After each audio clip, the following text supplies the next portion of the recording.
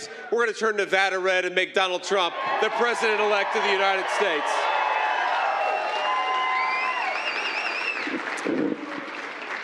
Now, we have got a great group of people here, but I want to give a couple of shout-outs before we get started. I know we've got the great GOP Senate candidate, Sam Brown. Sam, an American hero, thank you for everything.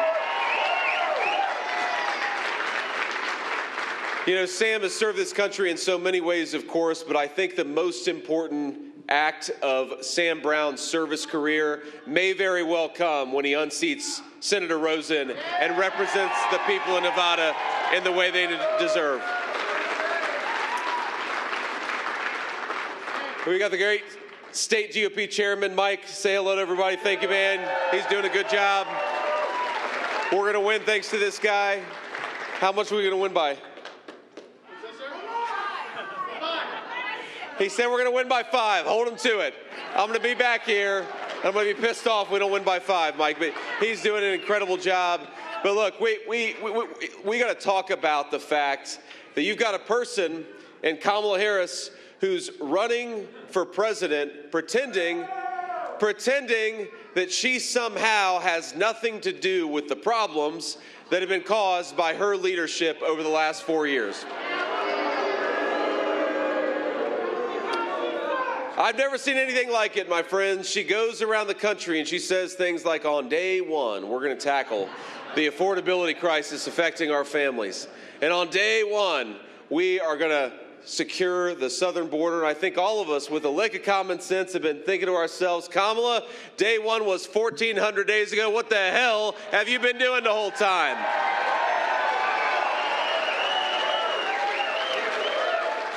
It was Kamala Harris's policies that increased inflation. It was Kamala Harris who cast the deciding vote on trillions of dollars of new spending. It was Kamala Harris who waged war on the American energy sector, and it was Kamala Harris who 3.5 years ago bragged that she was going to open the southern border. And my friends, that is exactly what she did, and Nevada families have been paying the price for far too long.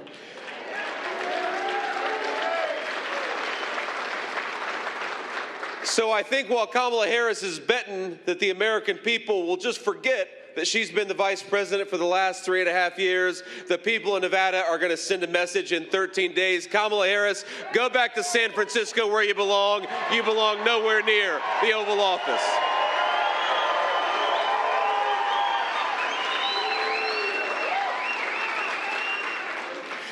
Now, I have to be honest with you, I actually feel bad for my Democratic colleague, Tim Walz, the governor of Minnesota, who has to run with Kamala Harris. No, think about it. Look, we're charitable people. We can spare a prayer for Tim Walz because, think about this. He has got to defend the indefensible. He's got to defend the record of Kamala Harris. It's the toughest job in American politics. I've got the easiest job. I get to defend the record of Donald J. Trump, and that's a record that all of us can be proud of.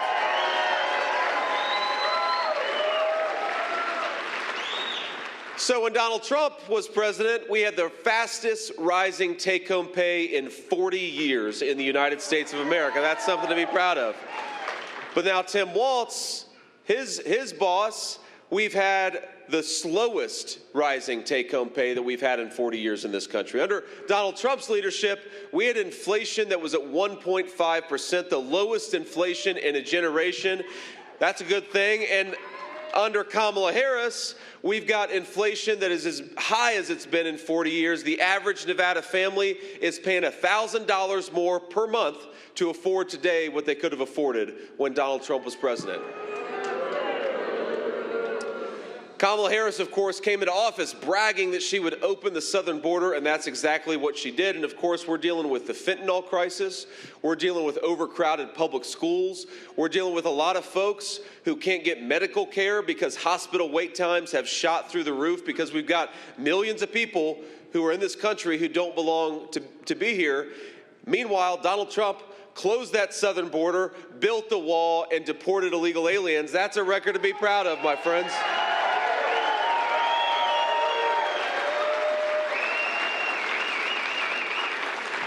Now, I will say something in Kamala Harris's defense. Look, I'm a nice guy. I'm in a good mood today.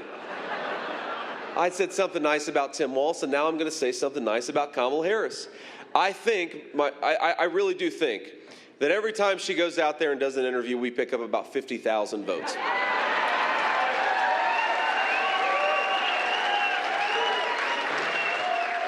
And I've never seen anything like it. You know, they say that she does softball interviews. Of course, remember the first month and a half of her campaign, she did no interviews. And then she transitioned to doing softball interviews. And the problem, of course, with a softball interview is that you've still got to be able to hit a softball. And you know, we were in Tucson a couple of weeks ago. We were actually in Tucson, I think, yesterday, too. But a couple of weeks ago, I landed in Tucson, and we're campaigning. I get a phone call from the president's communications director, Jason Miller. He's a good guy. You've probably seen him on TV. Jason does a good job. So he's giddy. He's like a kid who just opened up his favorite Christmas present on Christmas morning, and he's like, "Have you seen it? Have you seen it?"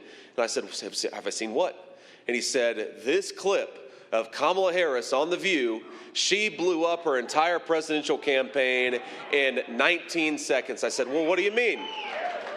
And he said, "Well, look, you know, step back a little bit. Kamala Harris's whole argument is that she doesn't know, has never seen, and has nothing to do with Joe Biden.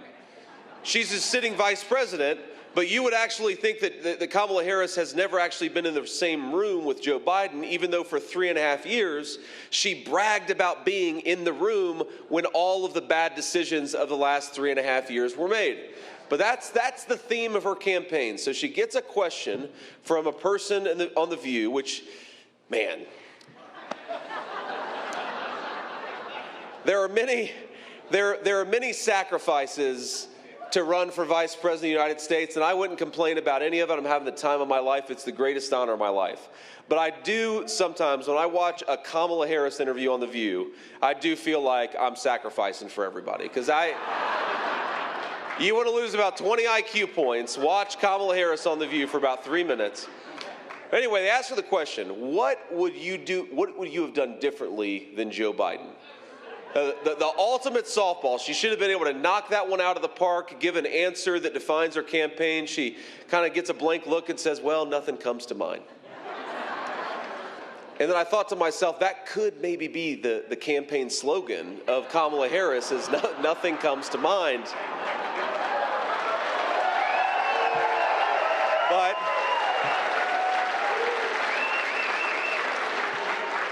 But she says nothing comes to mind after standing before the American people and saying on day one she's going to tackle the affordability crisis, and saying on day one she's going to make the world more peaceful and more secure. On day one she's going to close down that southern border. She stands there on national television and says nothing.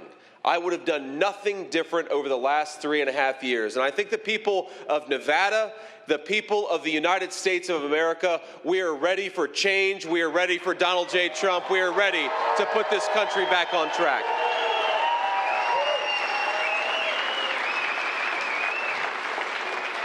Now, we can joke and have fun, and of course, you know, the joy is gone from the Kamala Harris campaign, but me and President Trump, we're everywhere. We're going everywhere, and we're having a lot of fun doing it. And I think we're having a lot of fun in part because thanks to every single person in this room, we are winning this race. We are going to make Donald Trump the next president of the United States.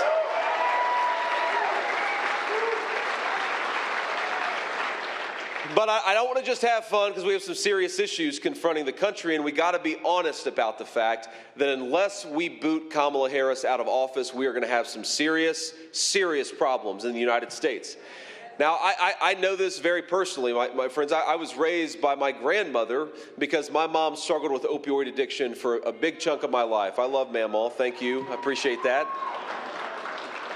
I'm sure we have some mamaws and papaws taking care of grandkids, and let me tell you, it is appreciated. We love you. But because I grew up in a family where times were often tight, I understand what people are going through and how much Kamala Harris's broken leadership has failed to deliver prosperity for the American people. Now, we've got, of course, in the city of Reno, I just came from Las Vegas earlier this morning, one of the proudest service sector economies anywhere in the world, right? We got a lot of casino workers, a lot of servers, a lot of people who work on tips. And under Kamala Harris's leadership, she's sending 87,000 new IRS agents after some of our middle-class service workers, and what Donald Trump wants to do is very simple: eliminate tax on tips. Get the IRS agents off the back of our workers.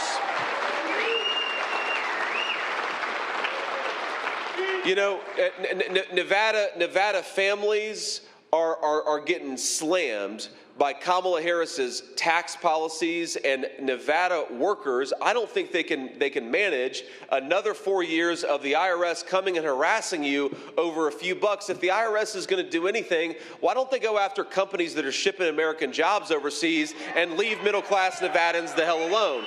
That's what I'd like to do, and that's what Donald Trump's tax proposal would do. But no, instead we've got a bunch of new IRS agents coming after the good, hardworking people of this state and all over our country. And that's maybe the most important thing about the no tax on tips proposal is, yeah, it's going to allow a lot of Nevadans to keep more of their hard-earned money.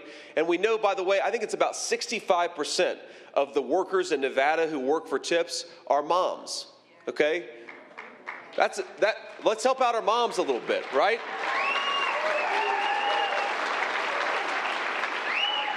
So we know that we can do better and, of course, save people a lot of money. But I think getting the IRS bureaucrats off their backs is just as important, because you can't harass people in the United States of America for working hard and trying to provide food for their family. And that's what we're doing under the present leadership. So we got to get this no taxes on tip proposal is very, very important. And I'm proud that Donald Trump has proposed it, and he's going to fight for it when he's in the Oval Office.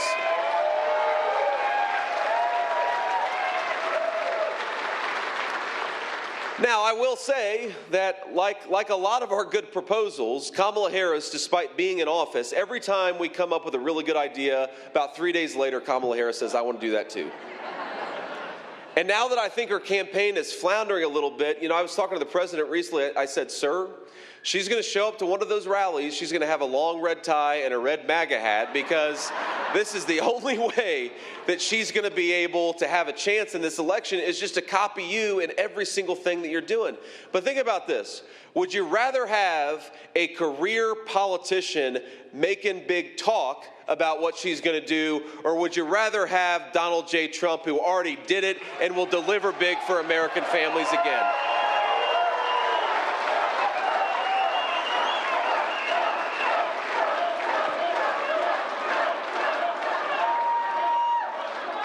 You know, because that's what I love about President Trump's leadership. He was a business guy who got things done in business. He served 4 years in the White House, and he got things done in Washington. He is not just a guy who throws out proposals. He is a guy who gets things done, and that's what we need. That's who we need working for the people of Nevada.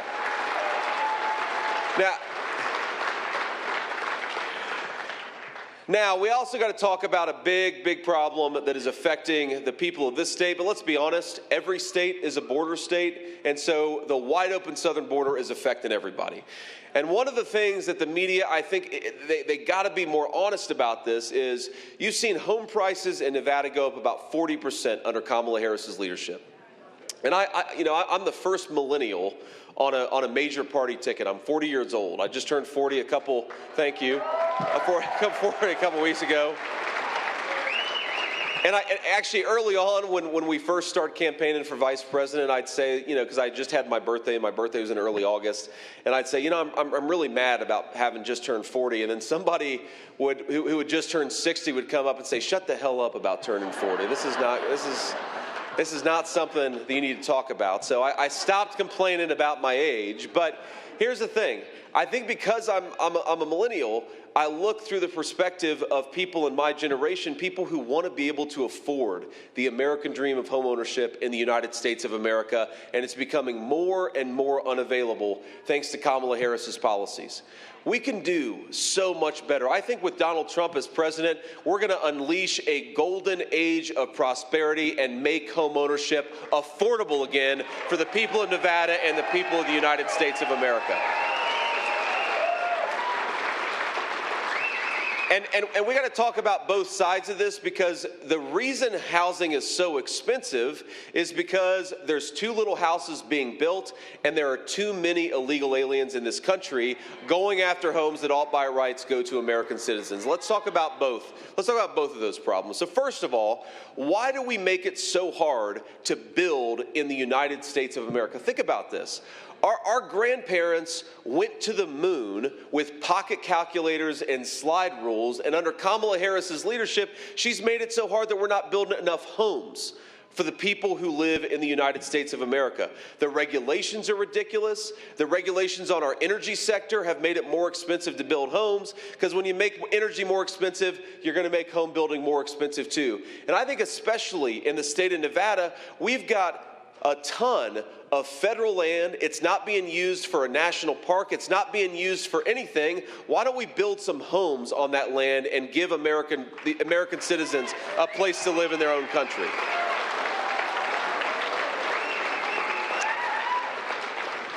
But here's the other thing. We got to be honest about this. It's not just that we're not building enough homes. It's also that there are way too many people in the United States of America who should not be here.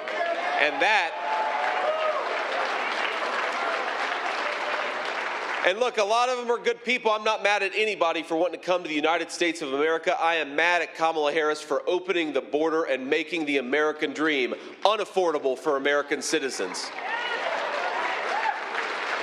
Because you got to think, when you bring in 25 million illegal aliens, you got to put them somewhere.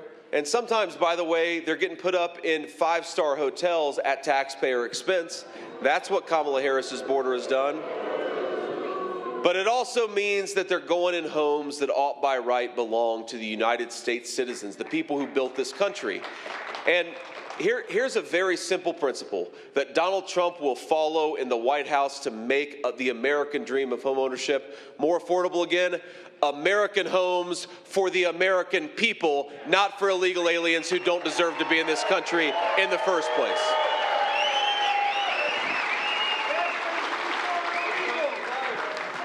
And you know what really bothers me about Kamala Harris? It's not just that she's wrong on the public policy. It's not just that she wants to give housing and Medicare and Social Security to illegal aliens. And by the way, what gall she has to accuse us of wanting to go after Social Security and Medicare when she has explicitly proposed giving Medicare to illegal aliens. If you do that, you will bankrupt that program and throw a generation of our own citizens into poverty. Donald Trump is going to fight to protect Medicare and Social Security by making sure it goes to the people who paid into it, not to the people who don't belong in this country.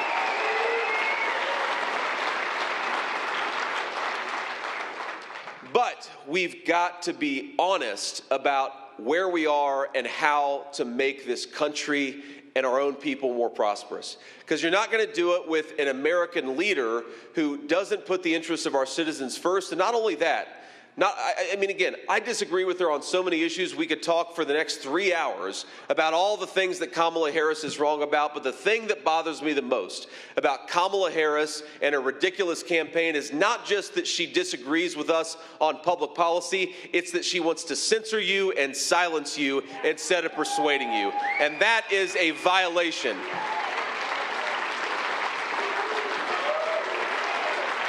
That is a violation of the First Amendment, the most sacred right that we have as American citizens. And if you don't want to persuade your citizens, if you want to silence your fellow citizens, if you want to trample on the First Amendment, you got to get the hell away from the White House. You don't belong there. Let's protect the rights of American citizens to speak their mind.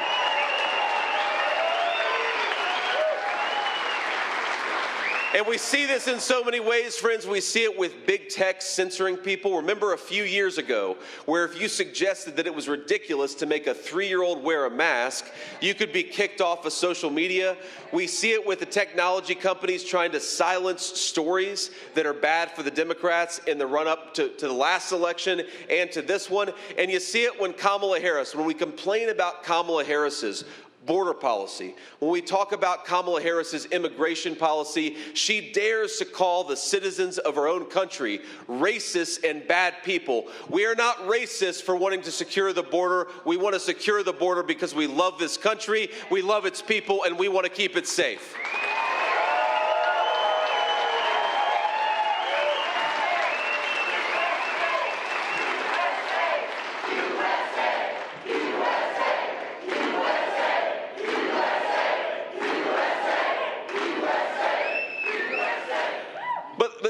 Think about the campaign that she's running, and I'm going to make just a couple more observations here, and then I'll take some questions from the reporters. Think about the campaign that she's running and how completely without substance it is. I mean, if I'm a swing voter, I'm a person who hasn't quite made up my mind whether I'm going to vote for Donald Trump or Kamala Harris. I think that you should be insulted. You should feel insulted by the way that Kamala Harris is running this campaign. Because the American people, they want an actual idea for how to make their country more prosperous and how their government is going to make their lives better. So they asked Kamala Harris, how are you going to address the terrible housing and grocery affordability problem that your policies caused? And Kamala Harris will say, well, I grew up in a middle-class family. Or you know, they'll say, well, okay, a lot of Americans are frustrated because under your policies, the amount of fentanyl that's come into our country has skyrocketed. How are you going to secure that southern border? How are you going to do something different than what you've been doing for the last 4 years? And she'll say, you know, when I worked at McDonald's, I made the hash browns, and I was very good at it. And by the way, I don't even know if that's true. I think Donald Trump may have worked at McDonald's for longer than Kamala Harris at this point. I don't know. I mean, maybe she's telling the truth about it, maybe not, but she seems to lie about half the things that she says, so I don't know. Trust but verify, I guess, is my approach to it. But he was good at it, too. Here's the thing. Here's the thing, though. I've noticed this in a lot of her interviews now, where they'll say, well, okay, what are you going to do? How are you going to solve the problems, again, that were caused in some cases by your policies? And she can't talk about details. She can't talk about substance. She can't offer any idea. What she'll do is she'll talk about Donald Trump. You would have thought that Donald Trump would be president for the past 3.5 years because every single time they point out one of Kamala Harris's failures, she tries to blame it on Donald Trump. But a person who's doing that, a person who has no substance, a person who has no agenda, a person who can only speak in slogans instead of answering a question doesn't belong anywhere near the Oval Office of the United States of America.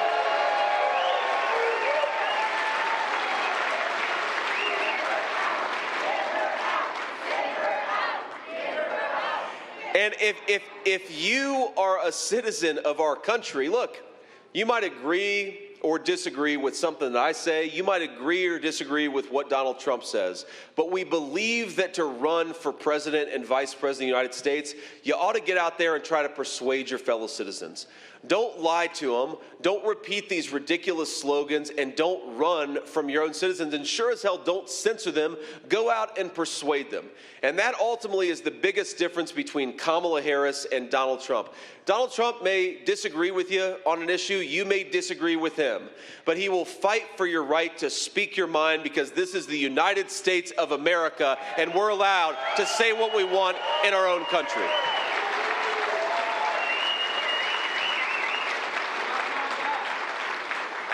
So I'd ask anybody who's undecided, whether you're in this crowd or you're watching at home, compare just the conduct of Donald Trump and Kamala Harris over the past few weeks, and know that the same person who's terrified to answer a difficult question, the same person who repeats the same ridiculous slogans, do we really want that person, Kamala Harris, negotiating on behalf of this country with world leaders?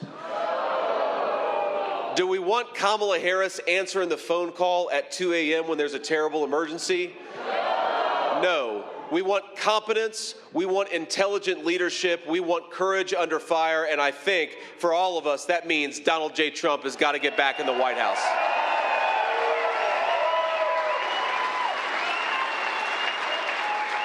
All righty. One final point here, and then I want to kick it over to the press to ask some questions. Here's the thing. As much as I think we're going to win, and I know the great GOP chair said this earlier, as much as I believe that we are going to win, not just the state of Nevada, but the whole country, we're only going to win if you all get out there and vote. And it's very simple. And I'll tell you, as somebody, I don't like election season, I prefer election day, but as our great president said, Donald Trump, it is what it is, okay? We are now in a world where the Democrats are using every method they can. Kamala Harris's campaign is using every method they can. They're using mail, they're using early voting, they're using election day voting. So Republicans, we've got to play by the same rules and get our people out to vote however we possibly can.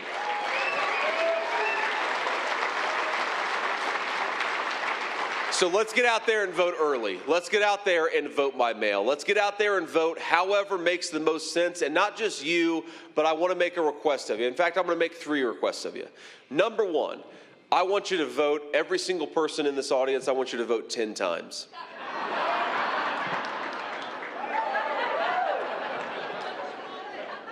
There'll be a headline in CNN tomorrow. J.D. Vance encourages voter fraud in Nevada.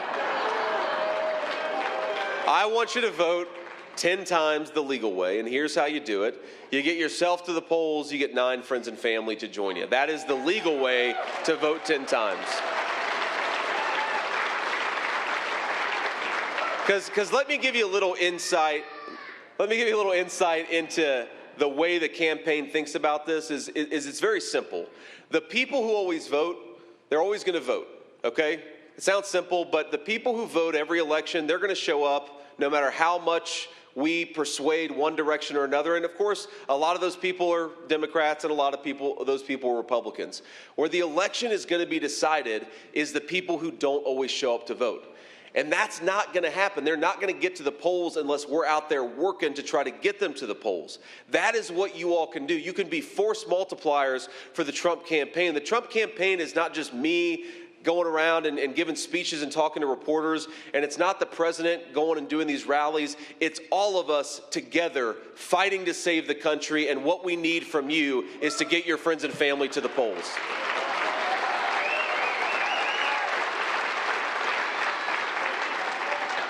On that topic, the second thing I'm going to ask you to do, whether now when I'm taking questions from reporters, afterwards take a selfie, take a photo of me up here, just get out there and post, whether it's on social media, text message, email, use whatever method of communication you use and talk to people about why you're voting for Donald Trump.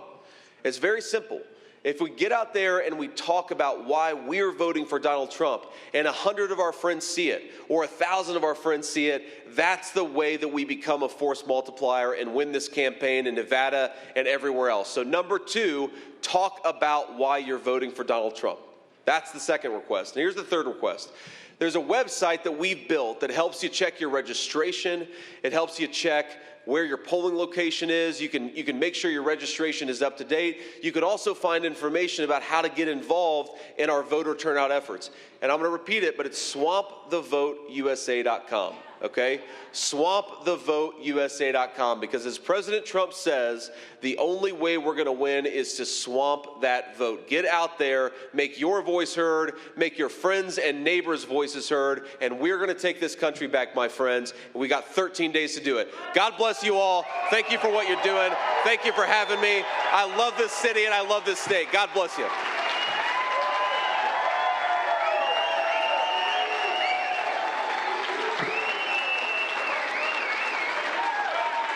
All righty. We're not done quite yet here. Let's just take a few questions from reporters before we have to hit the road. Hello, good afternoon, Senator. My name is Leslie. I'm a local reporter with Univision Nevada. My question to you is, how do you plan to balance loyalty to the presidential nominee's agenda with pursuing your own policy priorities or areas of expertise? Sure. Well, first somebody just shouted something out, and I'm not going to respond to every person who shouts something out, but I want to respond to this one because it's a good point. Title IX. We need to preserve the right of girls to compete against other girls and not biological men.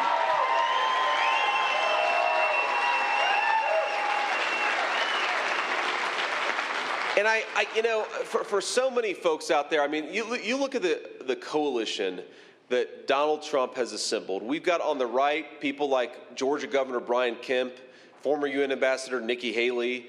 We've got, of course, the president and me, and then we've got people like Bobby Kennedy and Tulsi Gabbard. And you ask, how do you get that coalition together under the same tent? And it's very simple. It's common sense.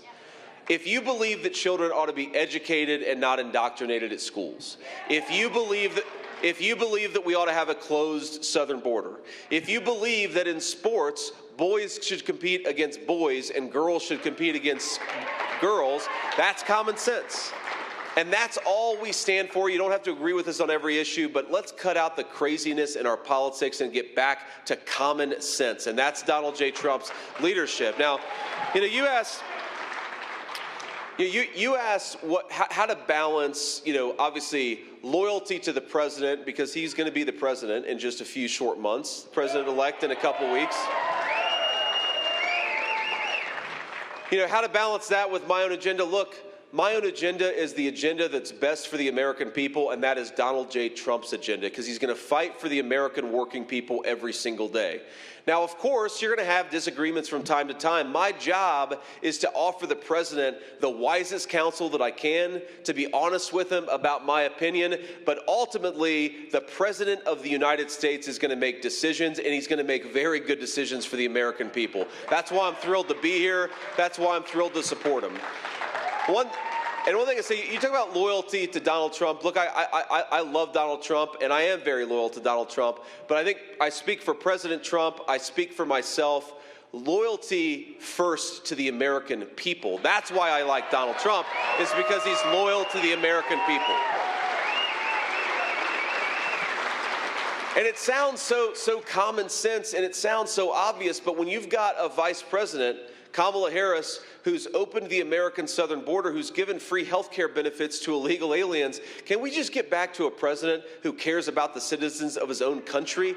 That is the responsibility of an American leader, and that's why I'm supporting Donald Trump, because he actually cares about the people who built this country, and he's fighting for their future, not the future of people who don't belong in this country in the first place.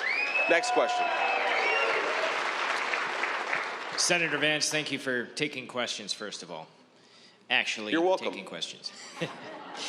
Back in May, Senate Democrats failed to carry forward the bipartisan security bill. You were among the senators who voted to filibuster it.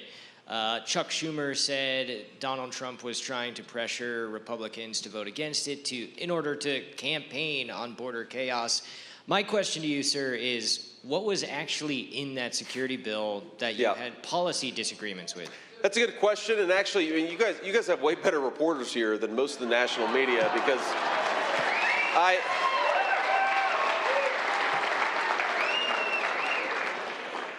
because the question wasn't just Kamala Harris propaganda. Look, the reason, first of all, the idea that Donald Trump killed that bill is totally false. I was in the negotiations. I was talking to my colleagues. The reason that bill was killed is because it was a disaster for border security. It was a bad bill. Here are three things that would have done.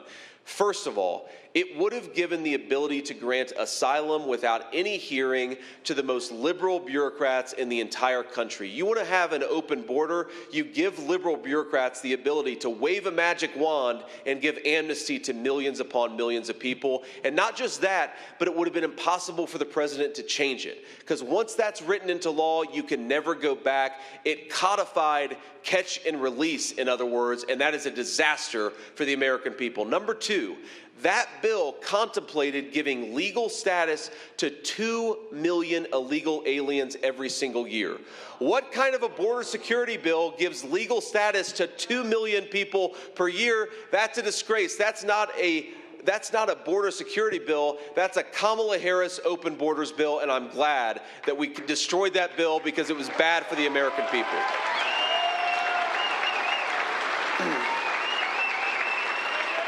And here's the final thing. That bill did nothing. The biggest scam in Kamala Harris's open border is what's called parole. And forgive me for getting in the weeds a little bit, but it's important to understand when somebody comes to this country, the president and the vice president have the ability to, on a case-by-case basis, waive our immigration laws, okay? It's supposed to be used sparingly. It's supposed to be used, again, on a one-by-one basis. Kamala Harris has granted parole to millions upon millions of people who have no right to be in the United States of America. Any border security bill that doesn't prevent that from happening is not a border security bill, and that's why that bill was a disaster for the people of Nevada and all across our country.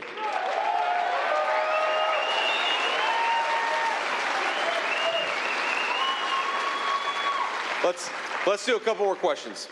Thank you for taking our questions, Senator Vance. I'm Ben Marjat with News 4 and Fox 11 here in Reno.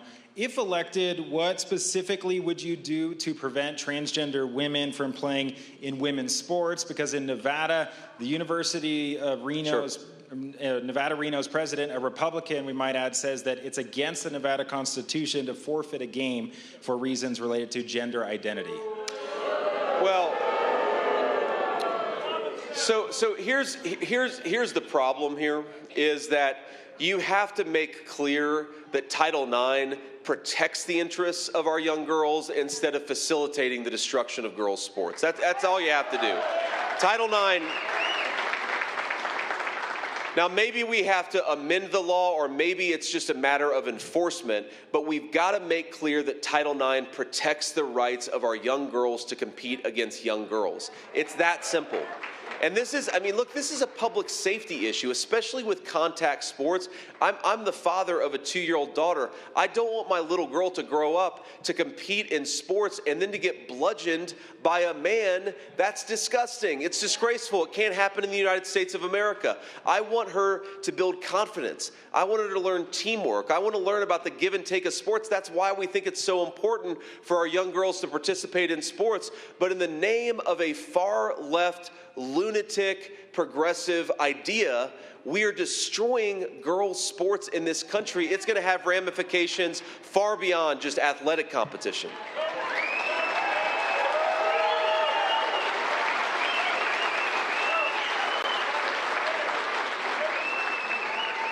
So I think that's the big thing, is Title IX, and there are all of these weird and frankly sick little ways in which the Harris administration has put pressure on local school districts to comply with their interpretation of some of these approaches. For example, this hasn't gotten too much media coverage, but it is, I think, one of the worst scandals. Is early on in the Kamala Harris administration, they threatened to take free and reduced lunch money away from local school districts unless those local school districts allowed men to compete in girls' sports. Now, but just think about that. Think about that. We're going to take food away from the mouths of our poor children because a local school district wants to protect girls' sports. That is a disgusting thing to do to our people, and it's going to stop when Donald Trump is president.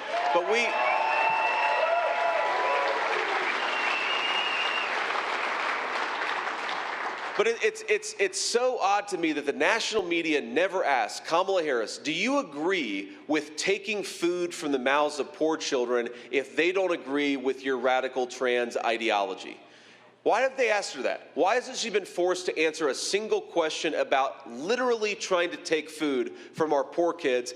I grew up in a family where we often struggled to put food on the table. I am so glad that when I was growing up in this country, Democrats and Republicans believed we ought to feed our children and not use them as political weapons for radical ideas. Next question. Okay. Hi. Thank you for taking our questions. You've been asked before about changing some of your positions about Donald Trump.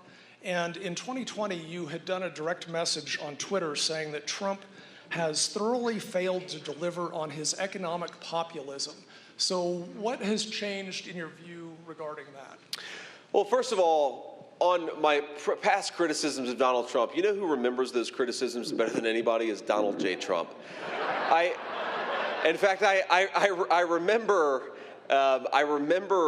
when when Biden was still the nominee, and the media tried to attack Donald Trump and say, well, you know, both of these candidates sometimes struggle with memory issues. And it was just so unbelievably dishonest, because Donald Trump remembers what I said about him on July 9th, 2015 at 8:32 a.m. to the word, and he busts my chops about it. But look, what I've said, and frankly, I'm speaking mostly to swing voters, is when Donald Trump was running for president, I bought into a lot of the media lies about him. You know, and once you get to know the guy, and once you realize that the media is saying dishonest things about him and his record, you realize, one, you can't trust the national press, but two, Donald Trump's a pretty damn good guy, and he did a very, very good job as President of the United States.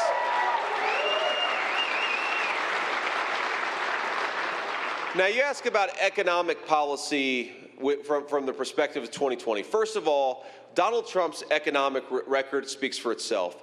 Sky-high wages, low inflation, a secure southern border, a safer country for Americans. He was a very, very good president, and he's going to do it again if the people in Nevada give him another opportunity to be their president, and I believe that they will. But you talk about a direct message. I mean, I've said this publicly. I think that one of the biggest problems of the first Trump administration, again, I thought he did a great job, but the biggest problem of the first Trump administration is you had congressional Democrats who were obsessed with impeaching him, and sometimes, let's be honest, even some Republicans who weren't fully on board for the pro-worker agenda of Donald Trump. That is the fault of the establishment in this country. And here's a big, and there's no bigger person who exemplifies that establishment better than Kamala Harris. Because one of the most important issues that Donald Trump has run on is he said, look, if the Chinese are going to try to steal our manufacturing jobs, and they're going to use slave labor to manufacture stuff in China, if they want to bring that crap back into the United States of America, we're going to slap a big fat tariff to protect American workers and to protect American industries. Now that is a really, really important thing, but honestly, congressional representatives were fighting President Trump on that every single day. And so, by the way, is Kamala Harris. Kamala Harris has the audacity to say that Donald Trump is going to cause inflation when she's been causing inflation for 4 years, and when he was president, inflation was 1.5%. It's unbelievable. But one of the things that I'm really excited about with the next Trump administration is that, frankly, we've got a lot more people in the U.S. Congress, and we're going to add Sam Brown to their ranks.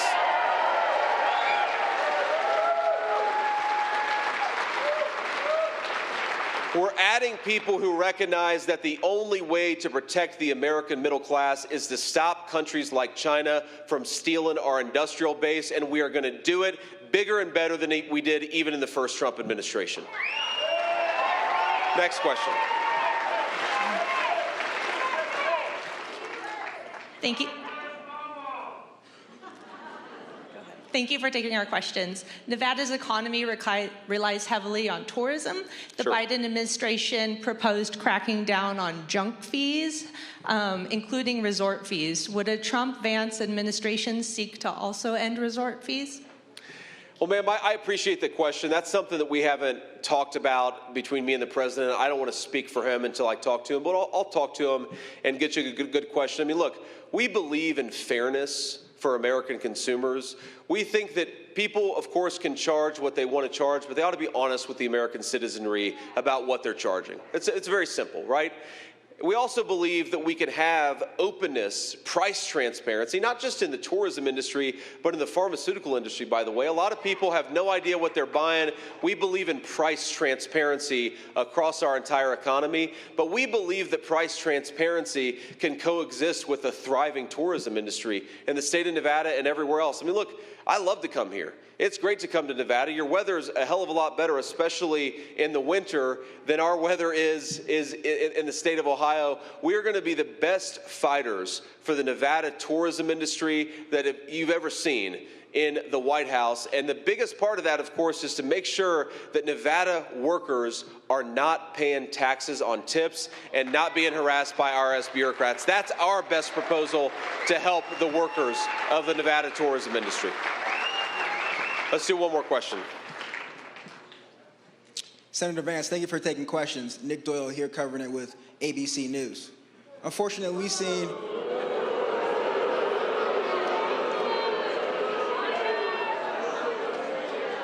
He's not Please that let me bad. finish. Come on.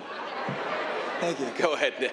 Unfortunately, we've seen 2 assassination attempts on the former President Donald Trump. That's right. Why is it that you would be fit to run this country? Well, first of all, let me tell you a little story. When Donald Trump, after the second assassination attempt, I was sitting at home in Cincinnati with my son.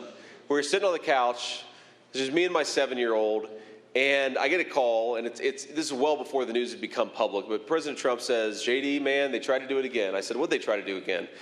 And he said, they tried to assassinate me again. And of course, at first, my initial thought goes to just his safety. And I'm like, sir, my God, I'm so sorry that happened. Are you doing okay? And of course, he's physically okay or wouldn't be calling me.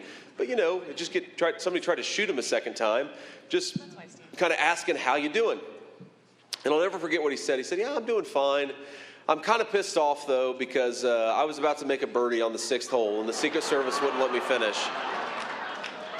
And, yeah, it was really funny, but then I realized that it actually revealed something very important about his character, which is we want a president who shows courage under fire. We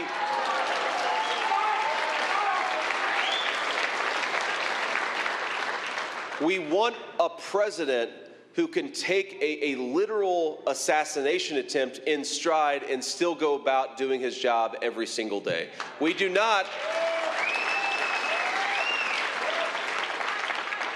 not need a president who hides from everything but softball interviews and wants to censor her fellow citizens. We want Donald J. Trump because he's got courage under fire. And that's an underrated quality by our media, but Donald Trump has it in spades. It's why he did such a good job the first time and will do a very good job the second time, too.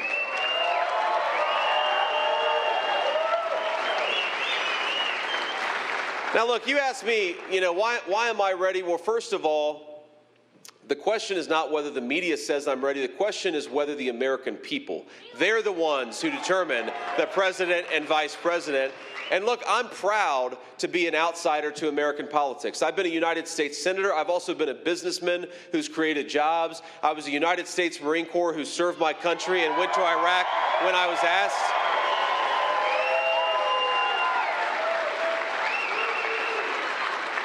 And most of all, I've got something.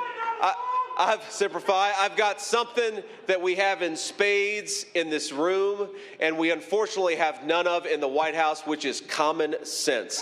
That's what we most need in American leaders. So what I'd say is, look, I try to be a humble guy. I think the presidency is, of course, such a big job. I feel extremely confident. I mean, hell, Donald Trump is healthier than I am. So I feel extremely confident that Donald Trump is going to serve and serve well for 4 years for the American people. And I'm going to help him, and we're going to make America great again, and we're going to do it together.